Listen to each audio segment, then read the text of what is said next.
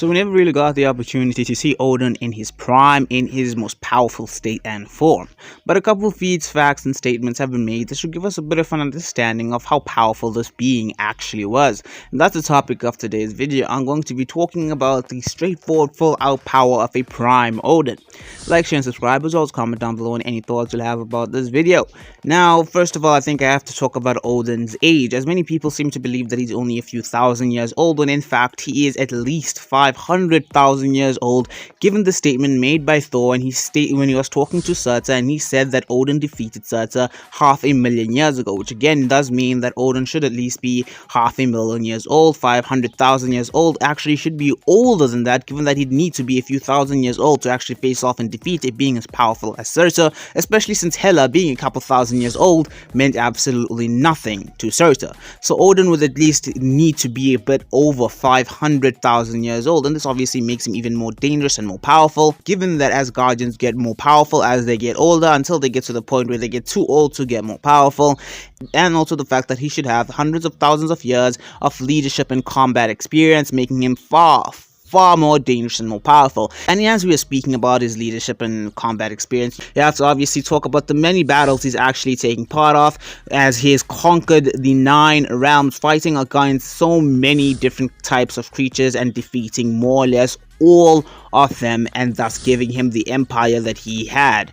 Now, more or less the most powerful being he's ever actually fought is, of course, Surtur, the being who could destroy the entirety of the Asgardian palace, casually shift clouds with the wave of his sword, and obviously destroy the entirety of Asgard, which isn't technically the size of a planet, but it is considered to be a planet in the MCU. Surtur is a powerful being, and Odin many years ago was able to actually best this being. This is a being who considered characters like Hulk and Hela minor inconveniences, and we know that these are some of the most powerful beings throughout the entirety of the MCU, with Hulk being able to one punch a Leviathan, flip over Fenris and all that, and Hela being able to take out entire armies by herself. And obviously she was also able to destroy Mjolnir, which is a being empowered with Odin and Thor's power, and it is made of the most powerful metal throughout the entire universe, which is Uru, and she did this after not being on Asgard for thousands of years, which is obviously also insanely impressive. Hela on her own is one of the most powerful beings throughout the entirety of the MCU. I mean, she can take Thor's most powerful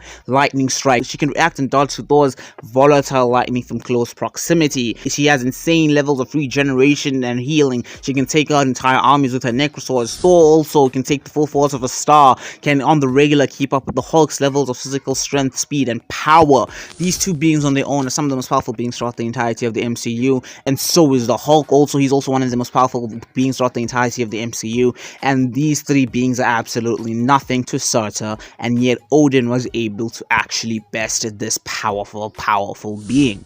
That should imply to you that his levels of strength, speed, durability, martial arts, and combat experience, and raw straightforward power should far outscale Hela, Thor, and the Hulk, as well as outscale Surtur, which is again an absolutely insane factor to consider.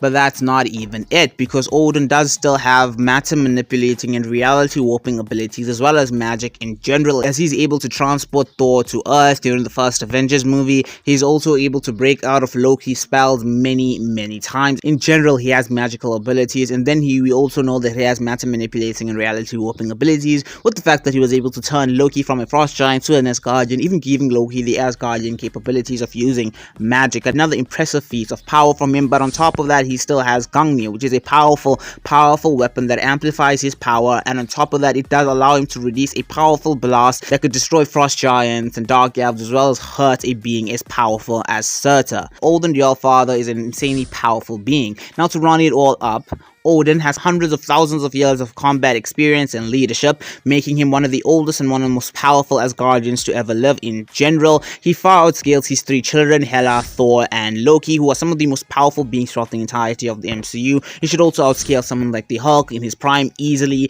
and he is also quite a powerful being. And then he obviously also defeated a being capable of more or less destroying an entire planet after just casually shifting clouds and considering many other powerful beings to be more or less nothing. He then also tops that off with his reality warping capabilities, which only amplifies the amount of danger he already poses to an extreme level. Odin the All-Father is one of the most powerful beings throughout the entirety of the MCU, and I really wish we got to see a lot more of him, given that in the comics he could stalemate Galactus, and that is an obviously insane feat given that Galactus is one of the most powerful Celestials. Anyway, that's all I've got for y'all for today. I'm sure many people are going to have a lot of comments and thoughts about this. It's completely understandable if you'll do. This is MC Info, and I'm out.